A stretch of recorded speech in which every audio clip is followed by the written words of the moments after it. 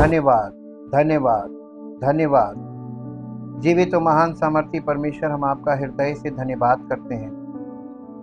हर परिस्थिति में हम आपका धन्यवाद करते हैं, क्योंकि प्रभु हर परिस्थिति में आप हमको संभालते हैं और हर परिस्थिति को आप पार कराते हैं। हर समस्या में आप हमें सामर्थ्य देते हैं सहने की और उस समस्या में बने रहकर उसमें पार करने की।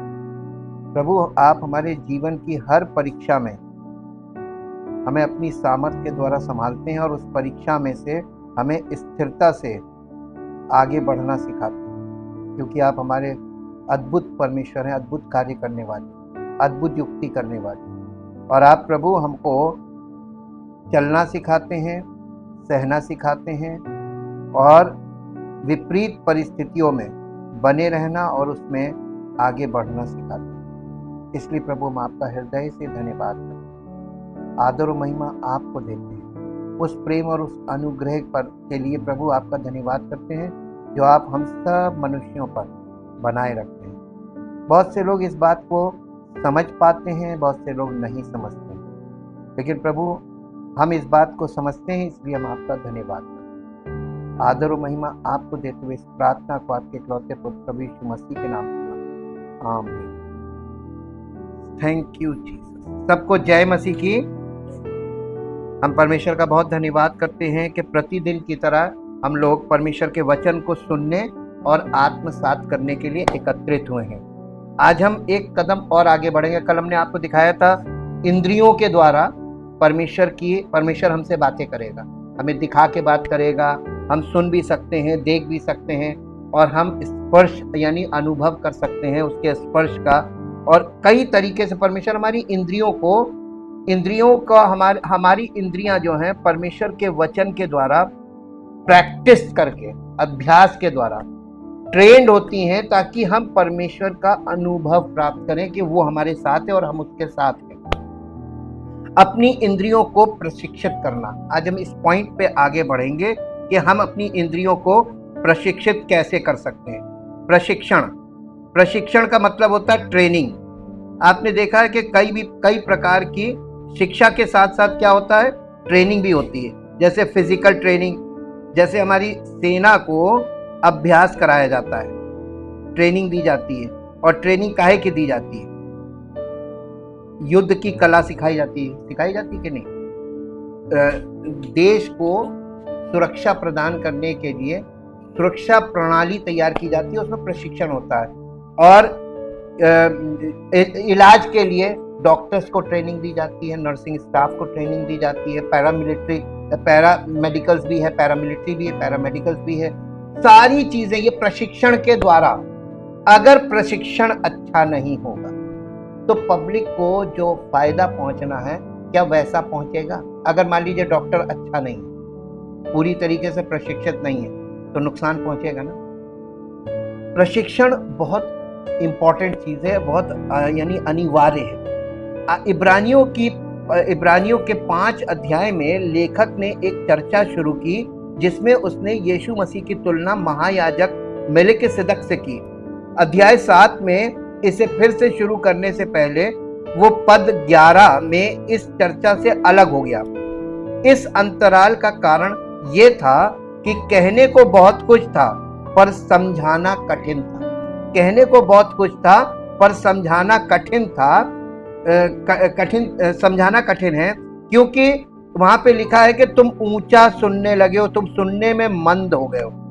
इसलिए लेखक को इस चर्चा को समाप्त करने से पहले कुछ और बुनियादी सच्चाइयों को पुष्ट करने के लिए रुकना पड़ा।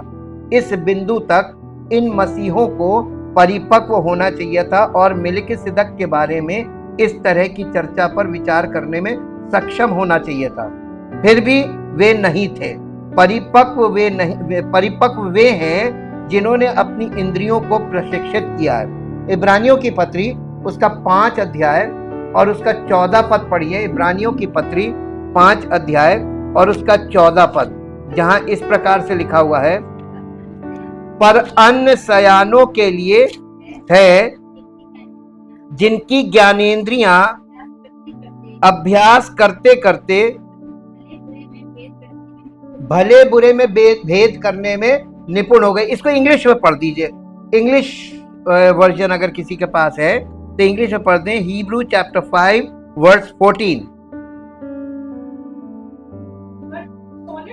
But solid food is for full grown men or those whose senses, जिनकी इंद्रियां, and mental faculties, यानी आपकी मानसिक विभाग। आपको मालूम है, आप जब बड़े हॉस्पिटल में जाएंगे तो मानसिक, आपको लगता है कि मानसिक एक ही भाग है, मानसिक बहुत भाग है। इसमें साइकोलॉजी अलग होता है और साइकेट्रिस्ट अलग होता है, फिर उसके बाद न्यूरो अलग होता है। ये सब कई विभागों को मिलके एक विभाग बनता है मानसिक विभाग। इसी को मेंटल फैकल्टीज बोलते हैं। Are trained by practice to discriminate and distinguish between what is morally good and noble and what is evil and contrary, either to define divine और human law। यानी हमारी जो मानसिक स्थिति है, हमारे विचार करने का तरीका, हमारे सोचने का तरीका, हमारे किसी चीज को निर्णय लेने का तरीका, हमारा नजरिया किसी विषय को लेकर, किसी मुद्दे को लेकर, हमारा जो नजरिया है, दृष्टिकोण जिसको बोलते हैं, ये एक ऐसी चीज है कि आप किसी व्यक्ति से, जैसे कोई कांड हो, कोई मसला हो गया, वहां पर 100 लोग खड़े हैं, आप 100 लोगों से उस मसले पे पूछेंगे, सबकी अलग अलग राय हो कि मेरे हिसाब से ये होना चाहिए, वो कहेगा मेरे हिसाब से ये होना चाहिए, मेरे हिसाब से। लेकिन यहाँ पे क्या बताया जा रहा है कि जब हमारी मेंटल फैकल्टीज इतनी ट्रेंड हो जाएं अभ्यास करते करते कि हमको ये मालूम हो कि नैतिक तौर पर क्या उचित है, नैतिक तौर पर क्या उचित है, वो होना चाहिए। ये थोड़ी ना कि आपने गुस्से में कह दिया नहीं ये होना चाहिए, वो तो क्रोध में बोला, वो नैतिक तौर पे गलत है। जब आप क्रोध में कोई एक्शन करते हैं वो नैतिक तौर पर गलत होता है, वो कानून के अंतर्गत पनिशेबल होता है। यानी उस पर आपको, मान लीजिए आपने किसी ने आपके बच्चे पर कोई कुछ किया, आपने पलटकर उस पर अटैक कर दिया, तो आपने नैतिक तौर पर सही किया कि गलत किया? गलत किया ना, तो कानून की सजा आपको भी मिली कि उसने किया। आप पुलिस में शिकायत कर सकते थे, आप उस पर कानूनी कार्रवाई कर सकते थे, लेकिन आपने खुद जो एक्ट किया ये नैतिक तौर पर गलत है। यही लोग नहीं समझते कि आप जो बोलते हैं, जो सोचते हैं, अपने दृष्टिकोण को आप सही मानते हैं, लेकिन कानून के अंतर्गत वो दृष्टिकोण कितना सही है ये तो कानून से पता चलेगा ना। न्यायालय भरे पड़े हैं इस समय। इंद्रियों शब्द का क्या अर्थ है? इंद्रियां, हमारे पास 5 इंद्रियां हैं, है ना, और ज्ञान की इंद्रियां, ये इंद्रियां जो हैं ये हमें ज्ञान हासिल करने में हमारी सहायता करती हैं। आपको मालूम है, ज्ञान इंद्रियों को अगर आप समझना चाहते हैं तो एक बात पहले ये समझ लीजिए कि हमारी सेना के पास एक रडार सिस्टम होता है, और जो प्लेन्स जिस पे लोग सफर करते हैं, कमर्शियल प्लेन्स, उनको भी जब हम लोग वो चलता है सिस्टम, उनके पास भी रडार होता है। रडार पे वो ये बताता है कि ये प्लेन किस दिशा में जा रहा है, ये प्लेन किस दिशा से आ रहा है, कौन सा प्लेन, क्योंकि बहुत ढेर एयर ट्रैफिक होता है। तो वो जो चीज है रडार, वो एक प्रकार की इंद्री है जहां से पता चलता है कि क्या गतिविधि चल रही है। और आप ऐसे आसमान में देखेंगे आपको कुछ नहीं दिखेगा, लेकिन आप रडार पे देखेंगे आप कहेंगे अरे आसमान में तो जगह ही नहीं है, इतना हैवी ट्रैफिक चल रहा है प्लेनों का। ये फर्क है हमारी आंखों में, और हमारी आंखें वो नहीं देख सकती जो रडार देखता है। तो रडार जो है वो एरोप्लेन का जो ट्रैफिक है उसका इंद्री का काम करता है, वो हमको बताता है क्या चल रहा है। क्योंकि एरोप्लेन उड़ाने वाला व्यक्ति सुनकर उड़ाता, देखकर नहीं उड़ाता, उसके हेडफोन लगा होता है, उसको दिशा बताई जाती है, सुनकर, हमने बताया था ना, सुनकर चलना। ये इंद्रियों शब्द का क्या अर्थ है? ये हमारा वो हिस्सा है जो सही और गलत को समझ सकता है या उसका फैसला कर सकता है। हम इसे अपना विवेक कह सकते हैं। ये हमारा विवेक है। इंद्रियों से भाई आपने क्या देखा, क्या सुना और क्या समझा, उसी पे फैसला होता है। ठीक, तो अब आपने कोई चीज देखी और आपने कुछ सुना, आपकी समझ में जो आया वो आपका दृष्टिकोण बन गया, या ऐसा होना चाहिए। लेकिन क्या वो नैतिक तौर पर सही है, कानूनी तौर पर सही है, कितना सही है कितना गलत है, ये निर्णय लेने की बात है। हम लोग अपने देश का जब वो चल रहा है, आप देखिए इस समय आप देखेंगे कि हमारा देश कैसे सोच समझ के फैसले करता है, सोच समझ के सबको यानी अंतरराष्ट्रीय समुदाय के साथ तालमेल बैठाता है। और हम लोग अपने पारिवारिक जीवन में जब होते हैं और हम सामाजिक तौर पर लोगों के साथ राय मशवरा नहीं करते, हम अपने मन की करते, हमको जो समझ में आ रहा वो हम कर रहे हैं। तो वो चीज जो है वो व्यक्तिगत है। आप सामाजिक तौर पर दूसरे के साथ वो भी आपके साथ सहमत हो तो पहले सहमति बनाओ कुछ करने से पहले, करने के बाद किसी को आप सहमत नहीं कर सकते, वो असहमत रहेगा। यही चीज, ये बहुत इंपॉर्टेंट हिस्सा है, इसे विवेक कहा जाता है। हमारी इंद्रियां या हमारा विवेक को इस तरह से प्रशिक्षित किया जाना चाहिए कि वो भले और बुरे को पहचान सके। जैसा कि इब्रानियों 5 अध्याय के 14 पद में कहा गया, हम सही और गलत की अंतर्निहित लगभग अवचेतन समझ विकसित करने का प्रयास करते हैं। ये अंश दिखाता है कि हम अपनी इंद्रियों को इस तरह से कैसे प्रशिक्षित कर सकते हैं। सुनने की क्षमता में कमी से उबारें अपने आप को। आप कोई भी विषय है उसको आप बिना सुने या आधा सुने धारणा बनाएंगे, या आप उसको बिना सुने या आधा सुने या यानी पूरी तरीके से आपको कोई विषय क्लियर नहीं है, स्पष्ट नहीं है, उस पे आप अपनी राय रखते हैं, क्या ये उचित है? क्या करना चाहिए? पहले सुनने में, ये सुनने की जो कमी है ना, इसमें से उबरे। आप परमेश्वर के वचन को सुन रहे हैं, आज तक आपकी समझ में कुछ नहीं आया। क्यों नहीं आया? क्योंकि आपने जैसे सुनना चाहिए था ध्यान से और उसको अंडरस्टैंड नहीं किया। ये आपकी बहुत बड़ी यानी मानसिक कमी है, और ये बौद्धिक कमी भी कह सकते हैं, मानसिक कमी। मेलिकिसेदक के बारे में चर्चा से विराम लेते हुए हिब्रू के लेखक ने उसके विषय में हमें बहुत कुछ कहना है, और ये समझाना कठिन है क्योंकि तुम सुनने में मंद हो गए। इब्रानियों के पत्री 5 अध्याय उसका 11 पद पढ़िए। इसके विषय में नहीं, बहुत सी बातें कहनी है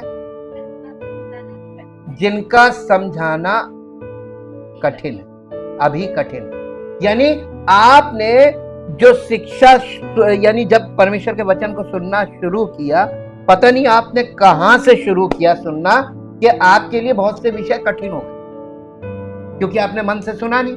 इधर सुना, इधर से निकाला, इधर सुना, इधर से निकाला, इधर, और हम लोग का लेवल बढ़ता जा रहा है। अब आप आ गए, अरे अब तो हमें बिल्कुल नहीं समझ में आ रहा। तो शुरू में आपने फिर हल्का किया, जिसका नतीजा है अब कक्षा 1 में बच्चा अगर पढ़ने में कमजोर है, मन नहीं लगा रहा पढ़ाई, तो 10 तक जाते जाते, 10वीं क्लास तक जाते जाते उसका क्या हाल होगा? है वो छोड़ के भाग ही जाएगा या फेल बहुत बुरी तरीके से। उसका कारण क्या है मालूम है?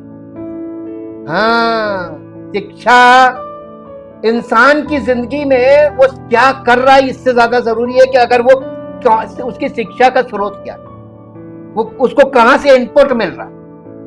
देखिए, नीति वचन की पुस्तक में लिखा है, बुद्धिमान की संगति कर तो तू भी बुद्धिमान हो। और अगर आप अपने समान या अपने से नीचे स्तर के लोगों के साथ उठेंगे बैठेंगे, उनके साथ बोलचाल रहेगी, तो आपके बुद्धि का स्तर क्या होगा?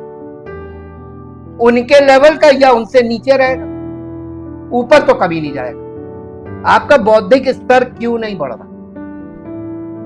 जब विज्ञान की इतनी बड़ी बड़ी चीजें आ रही सामने, तो हमारा बौद्धिक विकास कहां गया?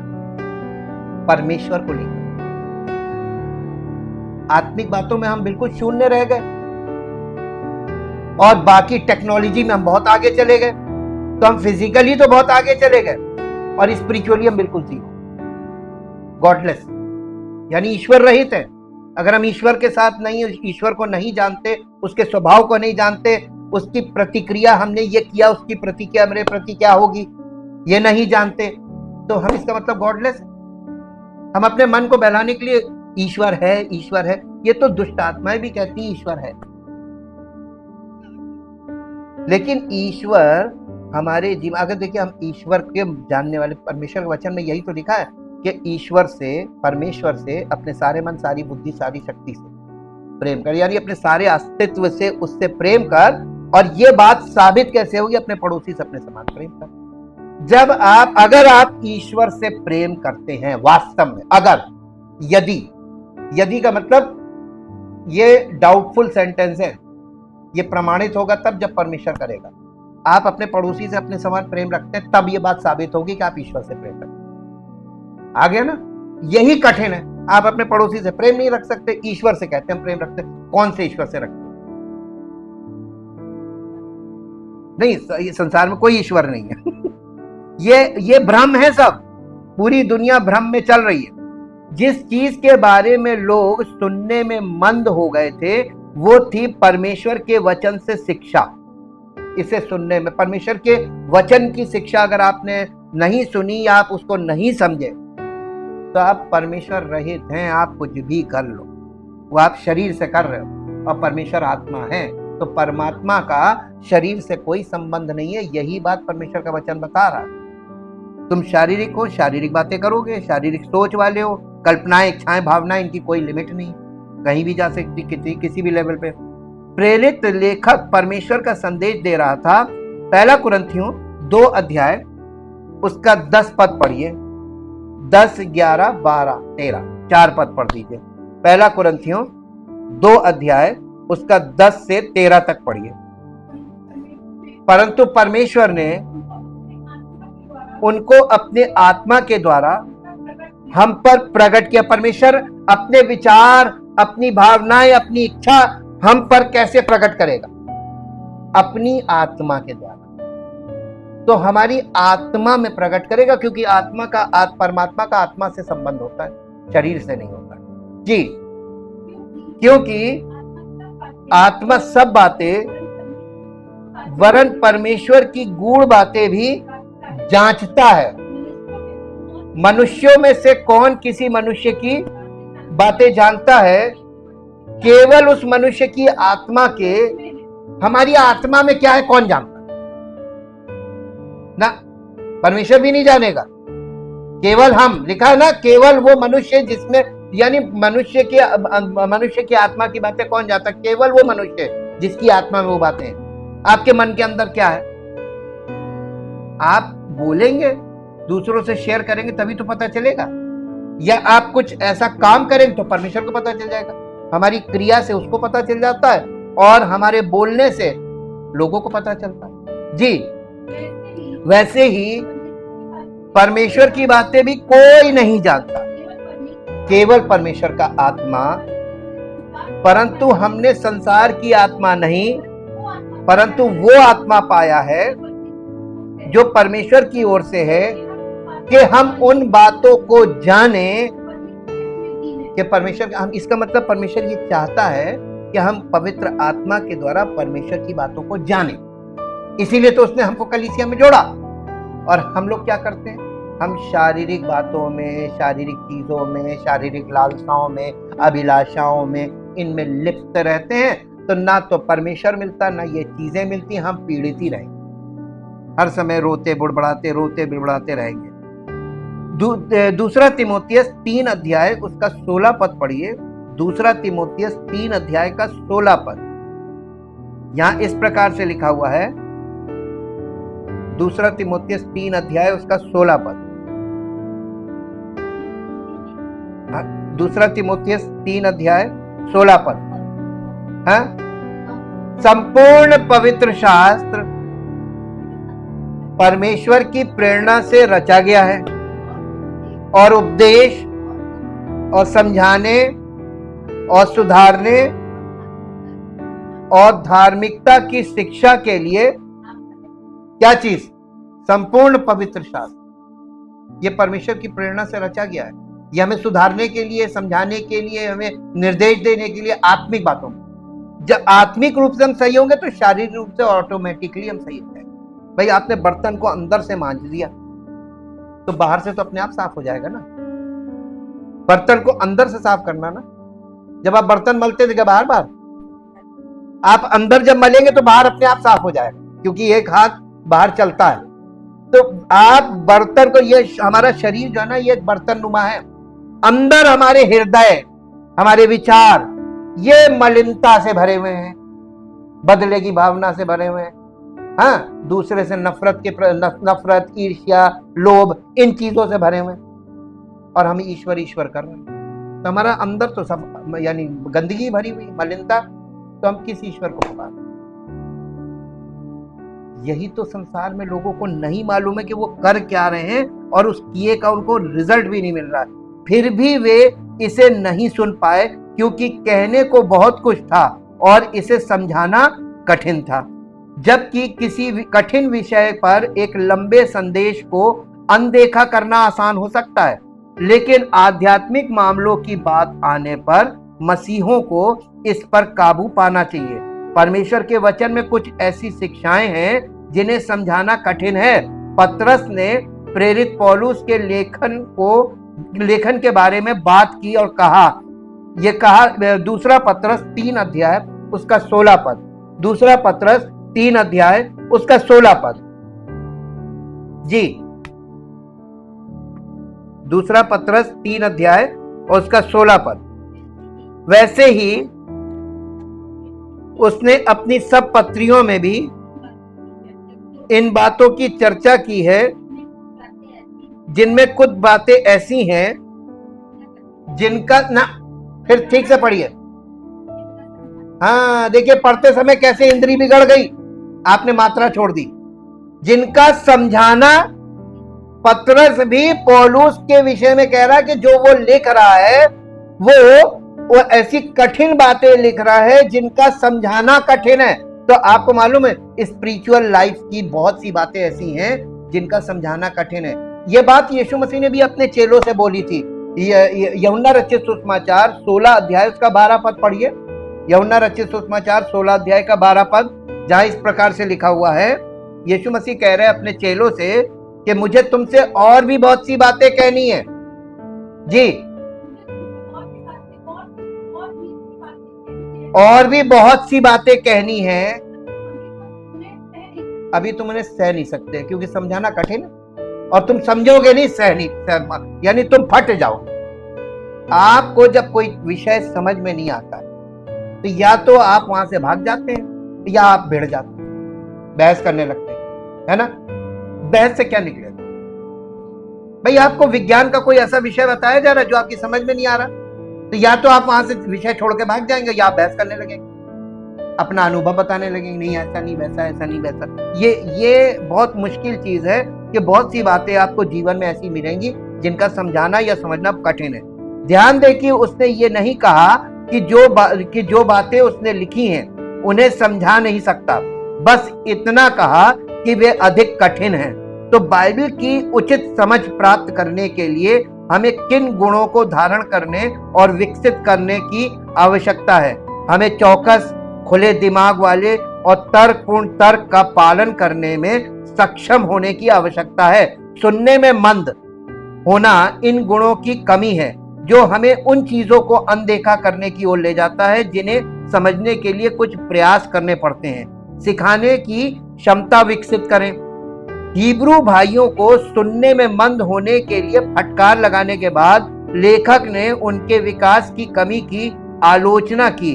उसने कहा, इस समय तक उन्हें शिक्षक बन जाना चाहिए था, लेकिन इसके बजाय उन्हें फिर से किसी ऐसे व्यक्ति की आवश्यकता थी जो उन्हें परमेश्वर के वचनों की प्राथमिक शिक्षाएं सिखाए। इब्रानियों की पत्री 5 अध्याय का 11 पद। यानी आपको एक बच्चे ने नर्सरी से पढ़ाई शुरू की और जब वो 12th में गया और 12th में जाने के बाद उसकी दशा ये है कि उसको फिर से नर्सरी की बातें सिखाई जाए, तो उसका ये पूरा जो चक्र था पढ़ाई का, ये तो बेकार हो गया। ये हालत है स्पिरिचुअली, आत्मिक तौर पर। जी, यहां पे यही पद लिखा हुआ है ना, इब्रानियों 5 अध्याय का 12 पद। समय के विचार से, अब मान लीजिए कितने साल हो गए आपको वचन सुनते? किसी को नहीं मालूम, किसी को नहीं मालूम कि आपको कितने साल हो गए। और समय के हिसाब से अब आप बताइए, गुरु हो जाना चाहिए तो भी यह आवश्यक हो गया है कि कोई तुम्हें परमेश्वर के वचनों की आदि शिक्षा फिर से सिखाए। यानी तुम फिर नर्सरी वाली शिक्षा मांग रहे हो, दूध मांग रहे हो। एक छोटा बच्चा बड़ा हो गया, 22 साल का बच्चा हो गया, वो भी अभी कह रहा है दूध पिला। अरे अन्न खाना है ना।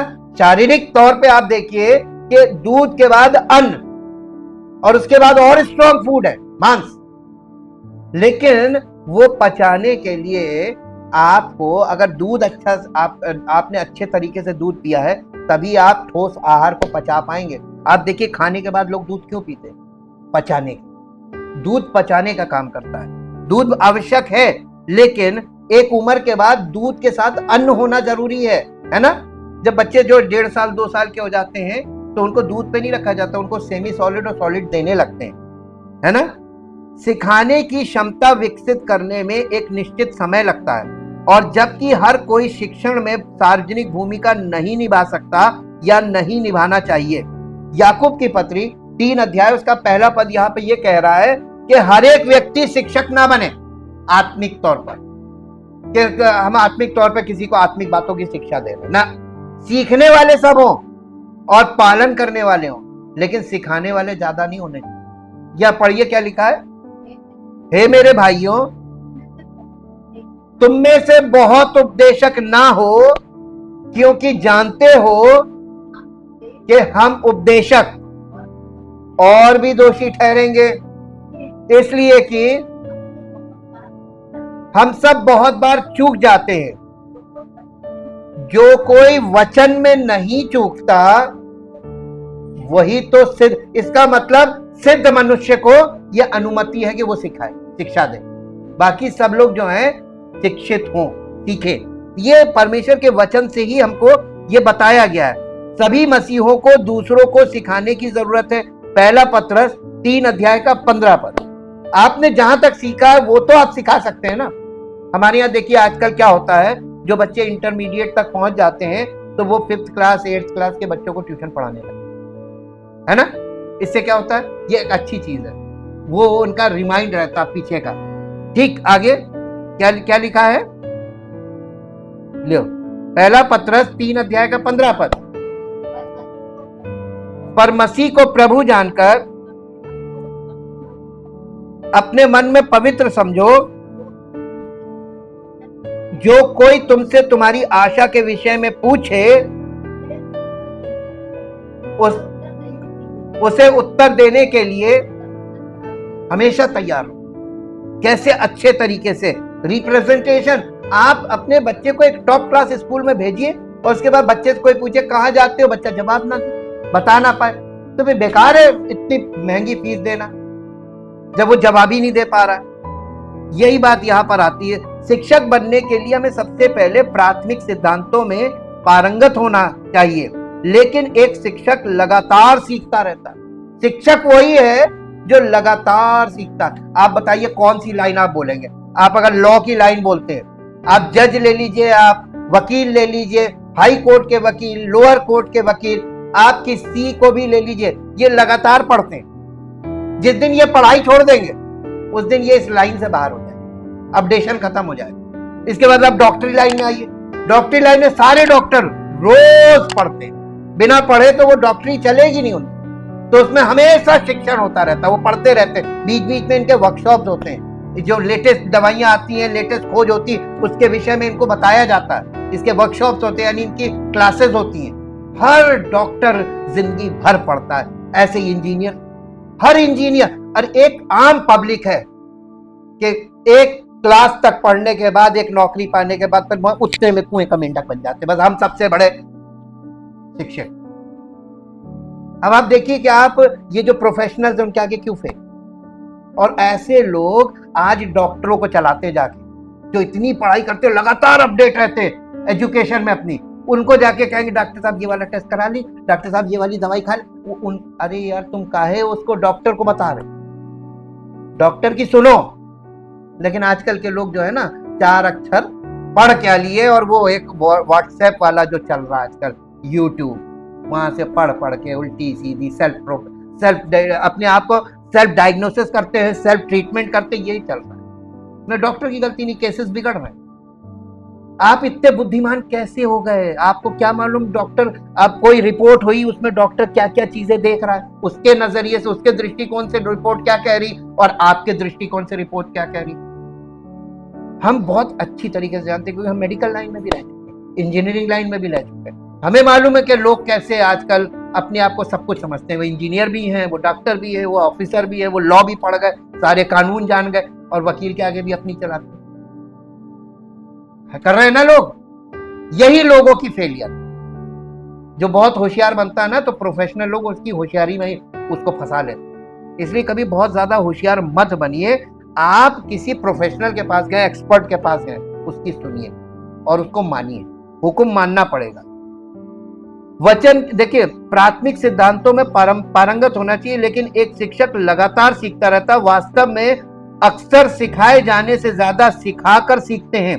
सिखाने की क्षमता विकसित करने से हमें अपनी इंद्रियों को प्रशिक्षित करने में मदद मिलती है। जब हम पब्लिक डीलिंग में हमसे पूछिए, हमने कितने लोगों को, कैसे कैसे हाईली क्वालिफाइड लोगों को भी डील किया।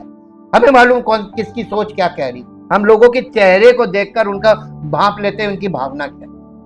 इतना नहीं, वचन के द्वारा हम डील कर रहे हैं तो हमें बहुत मालूम हो गया। वचन के आदी बनो। हम लोग वचन के आदी नहीं है। हमें सिखाने में सक्षम होने के लिए वचन के आदी होने की आवश्यकता है। इब्रानियों की पत्री 5 अध्याय उसका 13 पद पढ़िए। इब्रानियों की पत्री 5 अध्याय 13 पद। क्योंकि दूध पीने वाले बच्चे को तो धर्म के वचन की पहचान नहीं होती क्योंकि वो बालक है, पर अन्न सयानों के लिए है, जिनकी ज्ञानेंद्रिया अभ्यास करते करते भले बुरे में भेद करने में निपुण हो गई है। भाइयों, इन भाइयों को उस समय सिखाने की आवश्यकता के लिए फटकार लगाने के बाद, जब उन्हें स्वयं शिक्षक होना चाहिए था, लेखक ने कहा तुम्हें दूध की आवश्यकता है, ना कि ठोस आहार की, क्योंकि जो कोई केवल दूध पीता है वो धर्म के वचन का आदी नहीं है, क्योंकि वो बालक है। सभी मसीहों को किसी न किसी समय परमेश्वर के वचनों की प्राथमिक शिक्षाएं सिखाए जाने की आवश्यकता है। जो लोग अपने आध्यात्मिक विकास में इस चरण पर है, वे धार्मिकता के वचन के आदी नहीं है। जिन्हें ये बातें यानी वचन का दूध सिखाए जाने की आवश्यकता है, वे वचन के आदी नहीं है। जब हम इस चरण पर होते हैं तो हमें सीखना चाहिए कि वचन को सही तरीके से कैसे संभालना है। दूसरा तीमुथियुस 2 अध्याय और उसका 15 पद पढ़िए। दूसरा तीमुथियुस 2 अध्याय और उसका 15 पद। यहां इस प्रकार से लिखा है जी, अपने आप को परमेश्वर का ग्रहण योग्य ऐसा काम करने वाला ठहराने का प्रयत्न कर जो लज्जित होने ना पाए और जो सत्य के वचन को ठीक रीति से काम मिलाता हो। जैसे कानून में कौन सी धारा कहां लगनी, ये नए वकील जो अभी ट्रेनिंग कर रहे, लॉ पढ़ रहे, उनको मालूम होगा। है? ये तो जो परिपक्व हो गए, किसी सीनियर के अंडर में सालों जब काम करते हैं, तब अनुभव उनके अंदर आता है ना। आजकल कोई अच्छा वकील क्यों नहीं बन पा रहा नई पीढ़ी में, बताइए। आप जब ढूंढने जाएंगे ना तो आपको बहुत पुराने वाले मिलेंगे, जूनियर में कोई आपको ढंग का नहीं मिलेगा, क्योंकि वो किसी गुरु के चेले नहीं बने, है ना। गुरु चेला पद्धति खत्म हो गई। अब थोड़ा सा पढ़ लेते सब गुरु हो गए। वो अपने गुरु से विद्रोह कर देते, अरे जाइए हम अपना कर लेंगे। तो ये इस तरीके का वातावरण हो गया है। वही चीज मेडिकल लाइन में कोई टॉप का डॉक्टर नहीं बन रहा, क्योंकि सब पढ़कर अपने आप को सब गुरु मान, किसी के शागिर्द नहीं बन रहे। पुराने जमाने में जो कंपाउंडर होते थे वो अच्छे डॉक्टर के साथ काम करते थे और कुछ समय बाद वो डॉक्टर बन जाते थे बिना डॉक्टरी पढ़े। हम मवैया में जानते हैं डॉक्टर भाटिया थे, बुढ़े हो गए वो तो शायद उनकी डेथ भी हो गई। वो कंपाउंडर थे एक अच्छे डॉक्टर के, बाद में मवैया के अंदर मशहूर था डॉक्टर भाटिया, जबकि वो कंपाउंडर थे, उन्होंने कोई मेडिकल ट्रेनिंग नहीं, लेकिन टॉप क्लास अनुभव से। देखिए कि जब आप किसी के शागिर्द बन जाते तो आप प्रैक्टिकली अनुभव से उसके साथ रहते रहते सीखते हैं। तब आप कहीं उस पर पकड़ आती है उस काम में। ऐसे ही हर टेक्निकल लाइन में देख लीजिए, टॉप के गुरु के जो चेले होते थे वो गुरु के बाद वही खड़े होते, और आज देख लीजिए आज सब गुरु बने घूम रहे और सारे काम बिगड़ रहे, कोई माहिर है ही नहीं, सबके अपने अपने नजरिए हैं। पैसे खर्च करवा देंगे फिर कह देंगे अच्छा फिर देख लीजिए अब नहीं हो पा रहा। वचन को व्यवहार में लाएं। अक्सर कुछ सीखने का सबसे अच्छा तरीका उसे करना होता है।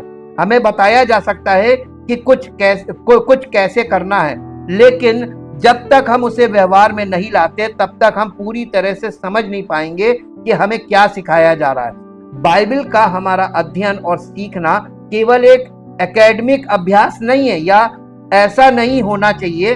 परमेश्वर हमसे अपेक्षा करता है कि हम जो सीखते हैं उसे लागू करें और उसकी आज्ञा का पालन करें।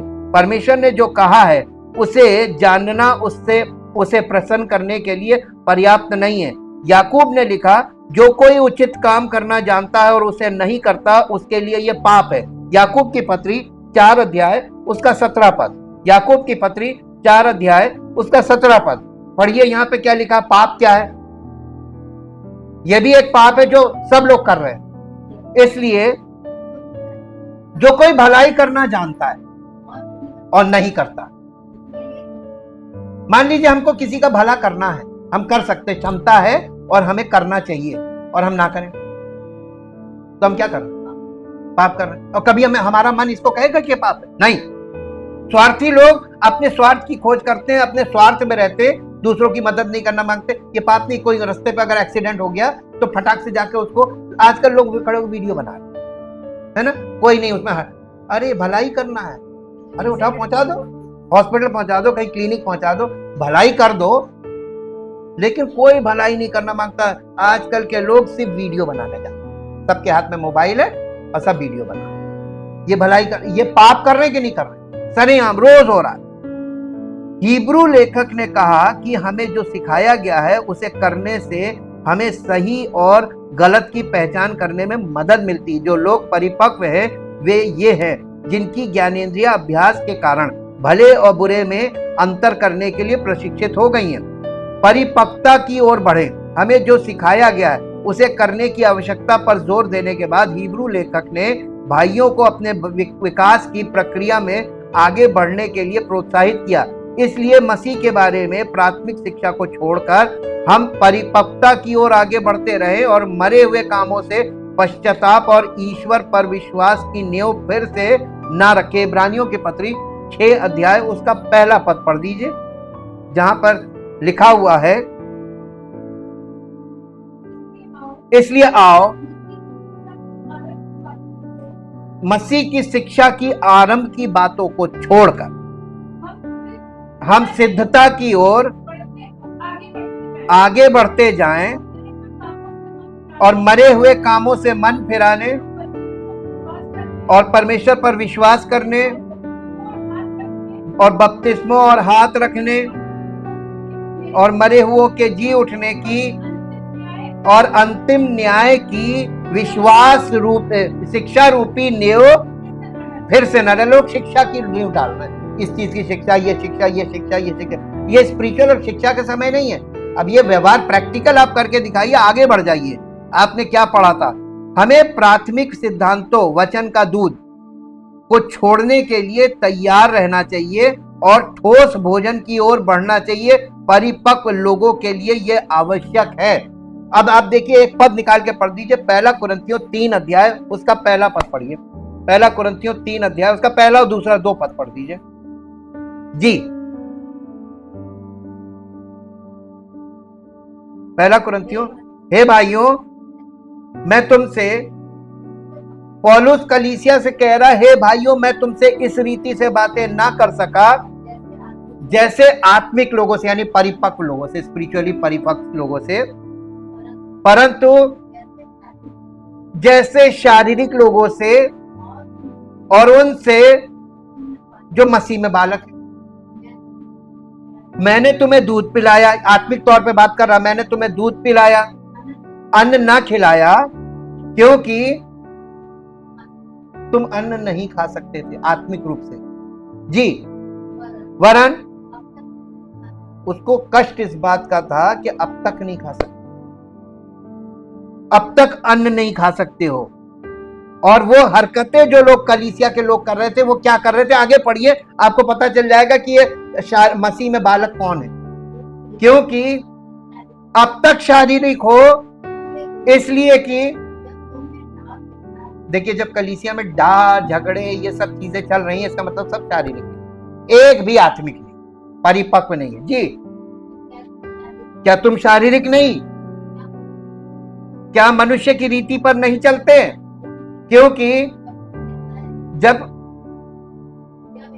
जब एक कहता है, अब तुम लीडरशिप को लेकर के मैं तो फलाने पास्टर को मानता हूं, मैं तो फलाने पास्टर, मैं फलानी कलीसिया जाता हूं, मैं फलाने, ये भी सब शारीरिक लोगों की पहचान है। कंपेयरिंग द लीडर्स, ये वचन को नहीं कंपेयर कर रही है, लीडर्स को कंपेयर कर रहे हैं। यही चीज यहां पर बताई जा रही है कि तुम क्या हो और हम लोग किस हालत में हैं। इसका मतलब ये नहीं कि हम अपने विश्वास की नींव को त्याग देना चाहिए, बल्कि हमें उन पर निर्माण करना चाहिए। हमारे विश्वास की नींव पश्चाताप और पुनरुत्थान जैसे मौलिक सिद्धांतों पर आधारित है। मसीह की मृत्यु, दफन और पुनरुत्थान जैसे तथ्य और एक शरीर, एक विश्वास और एक बपतिस्मा जैसी अवधारणाएं, हमें इन मामलों से शुरुआत करनी चाहिए। लेकिन कुछ लोग विवाह, तलाक और पुनर्विवाह या पवित्र आत्मा के निवास जैसे अधिक परिपक्व विषयों पर कभी आगे नहीं बढ़ते।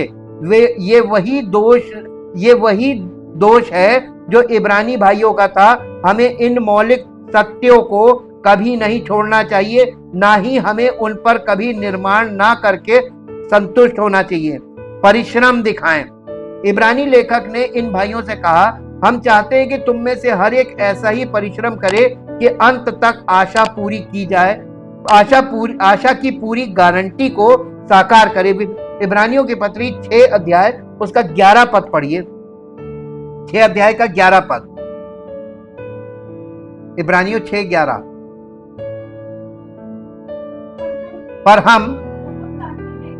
पर हम बहुत चाहते हैं कि तुम में से हर एक जन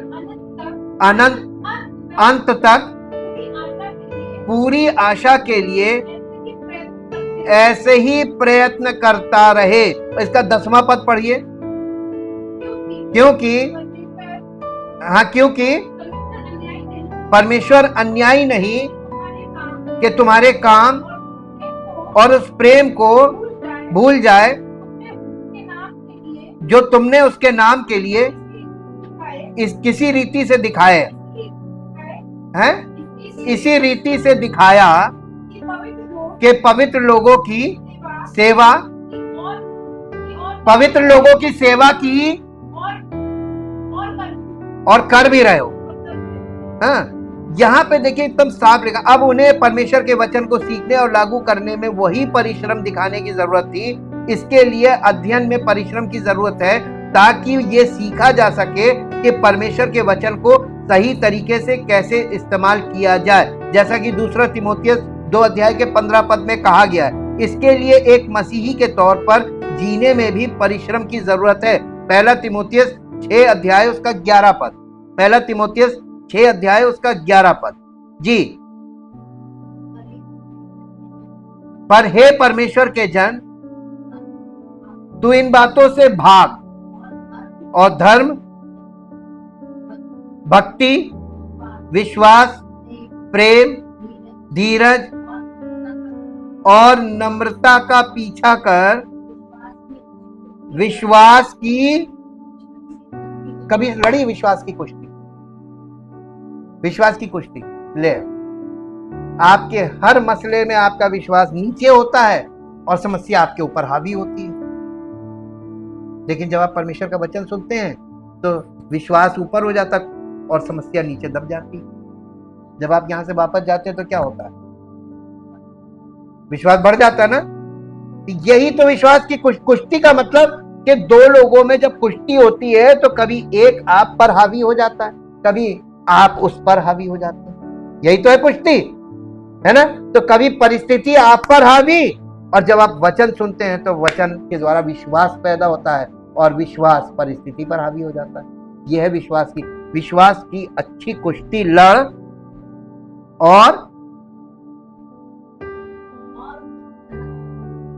और उस अनंत जीवन को धर ले जिसके लिए तू बुलाया गया है। विश्वास की कुश्ती लड़ने वालों को ही अनंत जीवन मिलेगा। ये मूल बात है। वफादारी का अनुकरण करें। इब्रानी भाइयों को उन लोगों का अनुकरण करने के लिए कहा गया था जो विनम्र, विश्वास और धैर्य के द्वारा प्रतिज्ञाओं के वारिस होते हैं। इब्रानियों की पत्री 6 अध्याय का 12 पद। इब्रानियों की पत्री 6 अध्याय उसका 12 पद यहां इस प्रकार से लिखा हुआ है, ताकि तुम आलसी ना हो वरन उनका अनुकरण करो जो विश्वास और धीरज के द्वारा प्रतिज्ञाओं के वारिस होते हैं। उनका अनुकरण करो। हम उन लोगों के उदाहरण का अनुसरण करते हैं जो पवित्र शास्त्र की शिक्षाओं का पालन कर रहे हैं। जब हम विश्वासियों का अनुकरण करना चाहते हैं तो हमें यह सुनिश्चित करने की आवश्यकता है कि हम समझते हैं कि वे कौन हैं। जो लोग विश्वास योग्य हैं वे हैं जो परमेश्वर के वचन द्वारा निर्देशित होते हैं। पौलुस ने लिखा, विश्वास सुनने से आता है और सुनना मसीह के वचन से होता है। रोमियो 10:17। यही विचार बाद में इब्रानियों की पुस्तक में भी पाया जाता है। अध्याय 11 में विश्वासियों के उदाहरणों का अनुसरण करते हुए लेखक ने भाइयों को प्रोत्साहित किया। इसलिए जब हमारे चारों ओर गवाहों का ऐसा बड़ा बादल है तो आइए हम हर बाधा और पाप को जो हमें आसानी से उलझा देता है दूर करके वो दौड़ जो हमें दौड़नी है धीरज से दौड़े। इब्रानियों की पत्री 12 अध्याय का 1 पद मैंने पढ़ा। विश्वासियों के उदाहरण पर विचार करने से हमें काम करना, प्रयास करना, बढ़ना और प्रगति करना जारी रखने के लिए प्रेरित होना चाहिए। निष्कर्ष, ये सभी बिंदु परमेश्वर के वचन के ज्ञान और अनुप्रयोग से संबंधित हैं। परमेश्वर का वचन हमें अपनी इंद्रियों को प्रशिक्षित करने में मदद करता है ताकि हम अच्छे और बुरे में अंतर कर सके। हमने जो सीखा है उसका अभ्यास हमारे मन में उन बातों को पुख्ता करता है। कुछ लोग सवाल करते हैं कि क्या किसी का विवेक एक सुरक्षित मार्गदर्शक हो सकता है या नहीं। ये हो सकता है, लेकिन केवल तभी जब ये परमेश्वर के वचन की शिक्षाओं द्वारा निर्देशित हो। तब भी हमारा विवेक अभी भी हमारा मानक नहीं है।